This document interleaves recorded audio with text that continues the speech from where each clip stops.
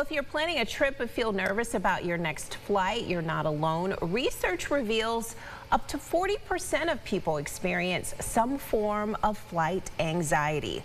Leanne Byer spoke with a psychologist about how you can manage those worries before boarding your plane.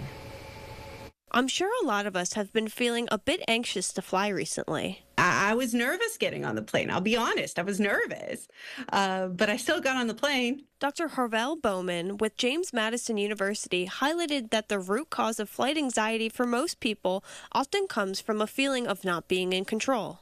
A lot of times, the root cause of that is just a lack of control, right? We know that air travel is much safer than driving in a car, but the difference is we control the car, we don't control the airplane. So I think on an unconscious level, it deals a lot with the lack of control, and then we see incidents like these, and we become very aware that planes crash. Despite the fear and anxiety that can arise from incidents involving air travel, experts emphasize the importance of perspective.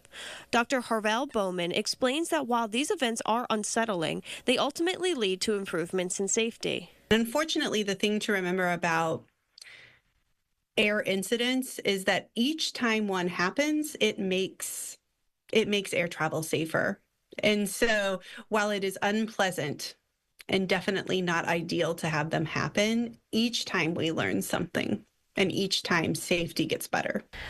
Dr. Harvell Bowman emphasized the importance of leaning on those around you during a flight for added comfort. She shared a recent experience where passengers found reassurance in the flight attendants who helped ease their anxiety.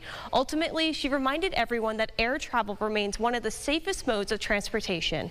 Reporting in studio, Leanne Byer, News 8.